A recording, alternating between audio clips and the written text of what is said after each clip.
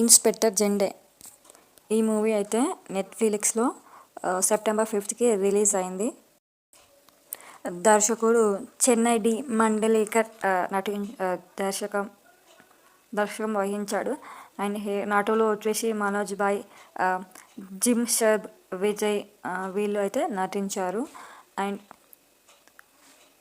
మనమైతే ఫస్ట్లో plus points అయితే చెప్పేసుకుందాము.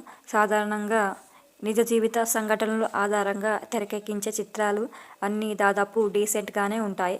అలాగే ఇది కూడా అదే రీతిలో డీసెంట్గా సాగింది అని చెప్పవచ్చు. ముఖ్యంగా ఈ సినిమాని సెటప్ చేసిన వింటేజ్ బ్యాక్ డ్రాప్లో మంచి టోన్లో తీసుకెళ్లారు. అప్పటికి పరిస్థితులు చాలా సహజంగా సిద్ధంగా దర్శకుడు ప్రజెంట్ చేశాడు. ఈ విధానం చాలా బాగుంది. అండ్ నెక్స్ట్ వచ్చేసి ఇక నటులు మనోజ్ బాయ్ ఈ తరహా సినిమా ఎందుకు పర్ఫెక్ట్ అనేది మరోసారి ప్రూఫ్ అయింది. అండ్ ఫ్యామిలీ మ్యాన్తో అతన్ని ఇలాంటి సీక్రెట్ ఆపరేషన్లో ఎలా చూసామో ఇందులో కూడా మంచి నటన ఆకట్టుకునే హ్యూమన్ పోలీసుల విషయంలో కొన్ని ఎమోషనల్ని బాగా పండించారు. అండ్ నెక్స్ట్ వచ్చేసి ఇక తనతో పాటుగా తన భార్య నటి విజయ ఒక బ్యూటిఫుల్ లుక్స్తో మంచి నటన కనబరించాడు. అండ్ నెక్స్ట్ ఇక నటుడు సచిన్ కేడకర్ కూడా మంచి పాత్రలో కనిపించారు.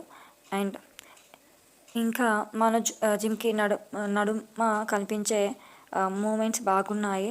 అండ్ మైనస్ పాయింట్స్ వచ్చేసి ఈ చిత్రం ఎంత నిజ జీవిత ఘటనలపై తెరకెక్కినప్పటికీ కథనం మాత్రం ఒకంత స్లోగా సాగుతూ వెళ్తూ ఉంటుంది. దీంతో కొంతమేర సన్నివేశాలు రీసెంట్స్గా అనిపిస్తాయి, కొంతమేర కథనం స్లోగా అనిపిస్తుంది. అలాగే కొన్ని సీన్స్తో లాజిక్స్ ఏం కనిపించకుండా ఉంటాయన్నమాట. అండ్ వీటి విషయాల్లో మాత్రం ఈ సినిమా డల్గానే ఉందని చెప్పవచ్చు అనమాట. అండ్ ఈ సినిమాలో నిర్మాత విలువలు చాలా బాగున్నాయి. ముఖ్యంగా వింటేజ్ సెటప్ని చాలా నీట్గా ఎక్కడ మిస్ చేయకుండా చేసే విధానం మెప్పించింది. ఇక ఈ సినిమాకి తగ్గట్టుగా ఇచ్చిన సంగీతం, సినిమాటోగ్రఫీ వర్క్లు ఇంప్రెస్ చేస్తాయి. అండ్ ఎడిటింగ్ కొంచెం ఫాస్ట్గా చేయాల్సింది. ఇక చెన్మెడి విషయానికి వస్తే తాను డీసెంట్ అంశాలని తీసుకొని తెరకెక్కించాడు, ప్రయత్నం చేశాడు. అండ్ అయితే ఈ ప్రయత్నం ఒకంత స్లోగా ఉందని చెప్పవచ్చు. అండ్ ఇన్స్పెక్టర్ కామెడీ సీన్స్ బాగా తెరకెక్కించారు. అండ్ నటుల నుంచి మంచి పర్ఫార్మెన్స్లు కూడా రాబట్టారు. కాకపోతే ఇంకొంచెం ఎంగేజింగ్గా కథనాన్ని నడిపితే బాగుండు అనిపించింది నాకైతే. మనమైతే స్టోరీలోకి వెళ్ళిపోతే ఈ చిత్రం నిజ జీవితంలో జరిగిన కొన్ని వాస్తవ ఘటనల ఆధారంగా కొంతమేర కల్పిత అంశాలతో తెరకెక్కబడింది.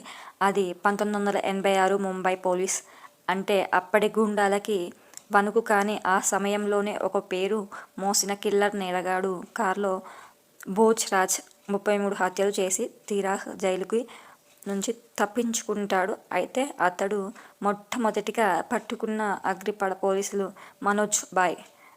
అండ్ మళ్ళీ ఈ కేసు సీక్రెట్గా ఆపరేషన్గా డీజీపీ పురందర్ అందిస్తాడు.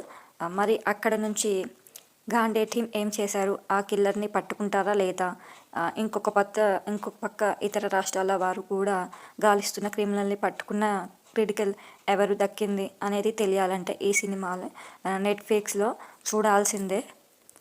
అండ్ నెక్స్ట్ వచ్చేసి ఫైనల్గా ఇక మొత్తం చూసినట్లయితే ఇన్స్పెక్టర్ జెండే స్లోగా సాగిన ఓకే అనిపించింది.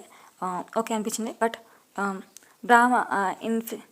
డ్రామా అని చెప్పవచ్చు. అండ్ మనోజ్ బాయ్ అలాగే జిమ్ షర్బ్లు తమ పాత్రలో మెప్పించగా అక్కడక్కడ మంచి కామెడీ సీన్స్ సహా వింటేజ్ సెటప్ ఇందులో ఇంప్రెస్ చేస్తుంది. కాకపోతే నెమ్మదిగా సాగే కథనం మాత్రం కొంచెం డ్రాప్ బ్యాక్ అనిపించింది. అండ్ స్లోగా ఉన్నా పర్లేదు. మనోజ్ జిమ్ లాంటి 1 స్టార్స్ నుంచి ఒక కొత్త క్రైమ్ ఇన్వెస్టిగేషన్ డ్రామా చూడాలి అనుకునే వాళ్ళు మాత్రం ట్రై చేయవచ్చు. అండ్ నా రేటింగ్ వచ్చేసి 2.5.